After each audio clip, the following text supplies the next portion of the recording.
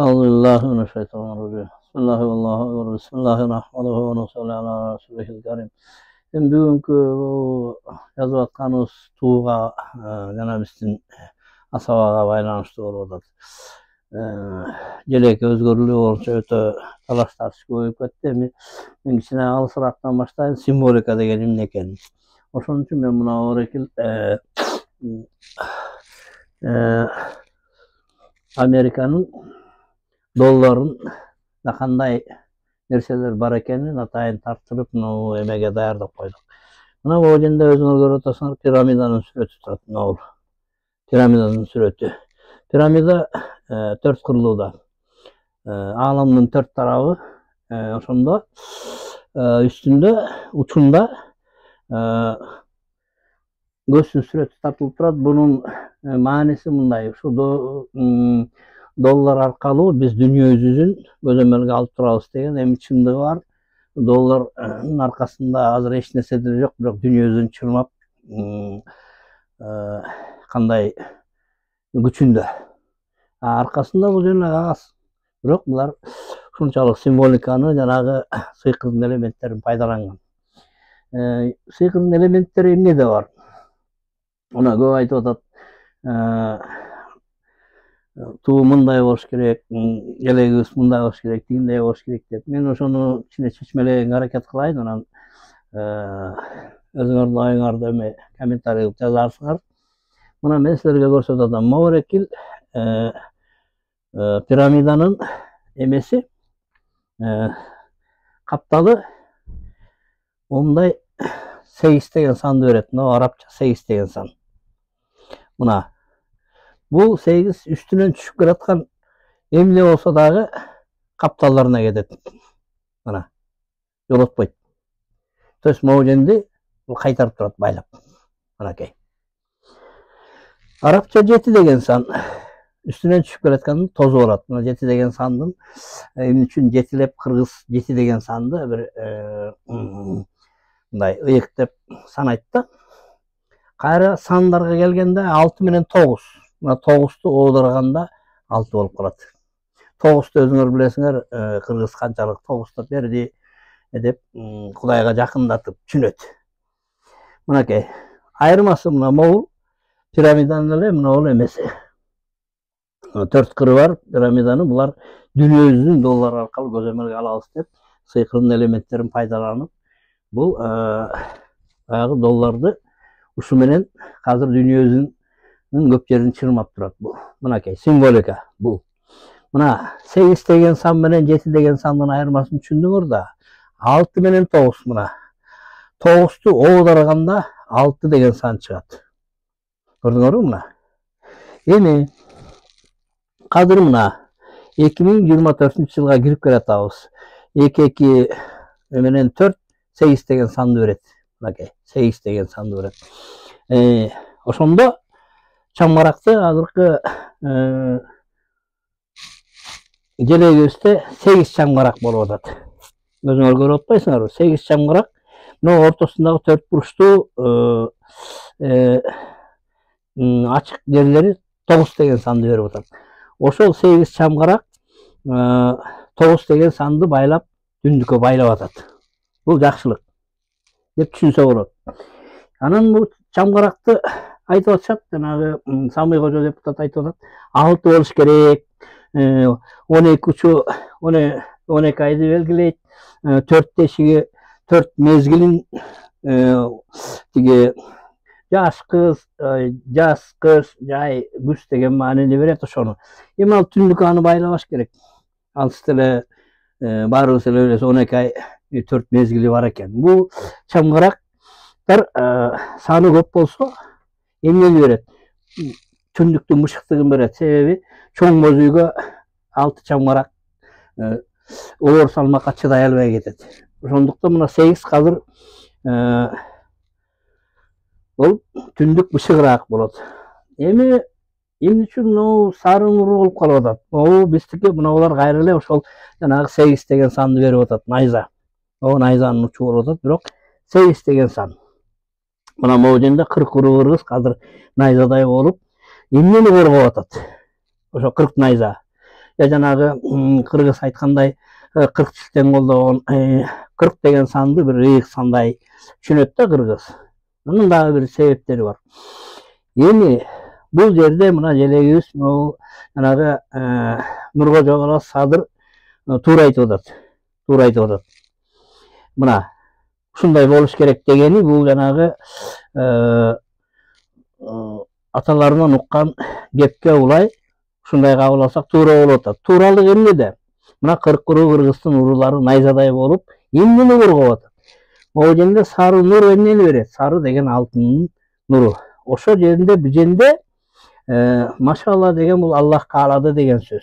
Аллах каалап ушундай болсун деген мааниде болуп атат. Бу жерде эмне? Муну казына деп коелу. Казынанын үстүндө түндүк турат. 8 чамгарак байлап, ошол казынаны кыргыз элине бышыктап сактап турат. Жана 40 найза, 40 куру эл найзадай болуп, ошол өзүбүздүн казынабызды коргоп, байлыгын коргоп атат деген мааниде ушул желек ушундай мааниде деле түшүнсө болот деген сөз. Эми кийинчерээк акыбалга жараша желек өзгөрүлө берет. Себеби биздин желекти башынан жыдышкан. Булар көк асаба кызыл туу дегенде өстөрү мойнуна алышкан. Туу менен асабанын айырмасын билбей желекти кызыл кылып алдык деп.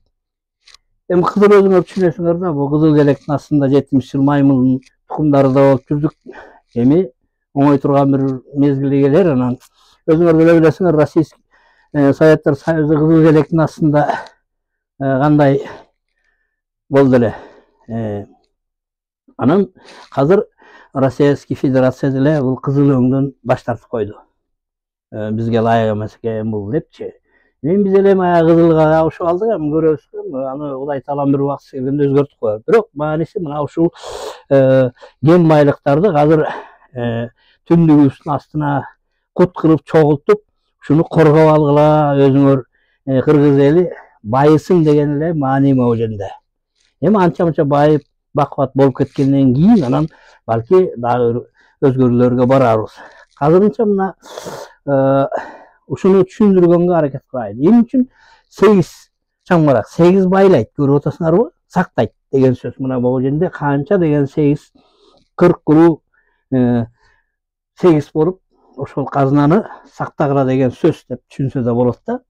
Мына ушуну азыркы тапта кыргыз элине эмне керек? Кыргыз элине кен байлыктарын топтоп, кичине эл байып, өлкөбүз байыса, мына ушул желек азыр ушуга ылайык деп ойлойм да. Эмне үчүн тиги Нуркожо Садыр ханга дагы Кудай эми жанагынтип өкүм кылып атат. Аталарын айтканын эстеп кокуй, мындай кылыш керек турбайбы? Күн карама болуп калыптыр желегибиз деп. Бул жагы туура болуп атат. Ошондуктан талаш тартыш токтотуп эле кабыл алып, ушуну кабыл алганыбыз туура болот. Андан көрө ошо кен байлыктарыбызды чогултуп, алтыныбызды, өзүбүздүн кен байлыктарды бир жерге чогултуп, эри журтубузду байытсак, өлкөбүздү байытсак, мына 40 куру кыргыз ошентип биригип, найзанын учундай болуп коргоп алсак, жакшы иш болот. Менин оюм ушундай эле. Анан эми кийинкисин дагы түшүндүргөнгө аракет кылайын. Бул жерде эмне үчүн 6 чамгарак? Мына эскисине карайлы. Эмне үчүн бул мен 6 чамгаракты чабал деп атам? 4 ачык жери бар. Мына 6 деген сан, мынакей. Айланып отуруп 999 Алланын ысымын 6га бурганда христиандар сатандын ысымы деп айтышат да муну. Көрдүңөрбү? Шайтан алейхиссаламга байланыштырып айтышат. Ошо 999 Алланын ысымын бурмалап, ошондо шайтандын ысымы чыгат деген да бар. 6 деген сан деген бул оңой сан эмес. 9ту айлантканда шайдан тааны деген, шайтан деген сөз чыгат. Ша деген Алланын өкүмү, танды деген адашты деген сөз да. Ошо 6 болуп бурулганда бул шайдан танды деп шайтандын ысымы чыгат. Ошон үчүн бул символикаларга өтө маани бергенибиз туура болот. Эми азырынча ушуну айтып турайын, өзүңөр деле көрүп атпайсыңарбы? Долларды көз коюп койгон жерге биз көзөмөлгө алабыз. Сегиз менен байлаган. Бул сыйкырдын элементтери бар бул жерде. Чеманы аякка аралашпай эле койгону. Ал доллардын аркасындагы жана In God We Trust деген жазуусу Кудай бизди колдойт деп жазып коюшкан. Мына кандай символика. Сегиз мына бул жерде канча сегиз турат? 48. Мынакей. 40 куру кыргыздын белгиси болуп тургандай болуп турат. Найзадай болуп ошол өзүбүздүн кен байлыгыбызды, алтыныбызды четке кетирбей, кыргыз элин байытып алалы деген маани да бар бул делекте. Мен буга макул болом. Ушул делекте жанагы буга караганда алты чамгарак чабал оор жүккөсө көтөрө албай калат. Чоң боз үйгө коюлбойт мындай. Анан эле баягы көбү талашып тартышып жок алтыдан өйдө болбош керек деген бул адашуу. Өзүңөр деле көрүп атпайсыңар эми каякта бизенде колонто, каякта бизенде күн умай эненин белгиси экен жанагы Самый кожо айткан менин акылым жетпей койду такыр эле. Ошон үчүн мына 9-ту 8 чамгарак байлап турат. Кудайга шүгүр. 40 найза болуп 8 деген сан менен байлыгыбызды кутубузду коргоп алып атабыз мына. Кийин анан бир убакыты келгенде өзү Аллах Таала балки өзгөртөр. Эми ушу менен түшүндүргөнү токтотоюн. Эми өзүңөр деле ой жүгүртүп көргүлө, мына өзүңөр деле байкап көргүлө. Мына 8 деген сан эмне кылат? Балени да тозуп алат, бирок кутту да кетирбей байлап турат. 7 деген сан мына тозуп алат. 8ке кирип алсаң, мына 8тен чыкпай айланып жүрө бересиң мына. Мына ушул жерде пайдаланган мына 8 деген санды 4 тарабына тең долларда пайдаланышкандар. Ошол анан эми мына жерде мынакей 8 чамгарак азыр жылыбызга дагы лайык болуп атат мынакей. 2004-жыл 8 деген санды берип атат. Ушу эми ошого төп келип, Кудай Таалам кыргыз элине жакшы берип, кен байлыктарын топтоп, элибиз байыса, мына ушул жерге ушуга азыркы элдин акыбалына, кыргыз элинин акыбалына, кыргыз элинин жашоосуна азыр лайык болуп атат деген сөз да. Эми калганын бул менин оюм. Калганын өзүңөр дагы талдап көргүлө. Баягы Садыр Нуркожоевич Садырхан айткандай, аталар туура айткан.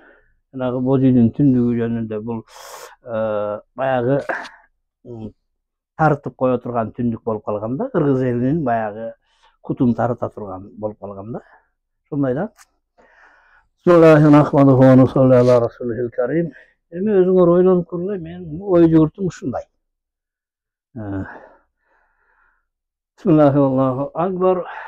Эми Кудай Таалам өзү эле акылмандуулук берсин, кыргыз элине бир бакубат, тынч жашоо берип, кенен байлык берсин. Амин.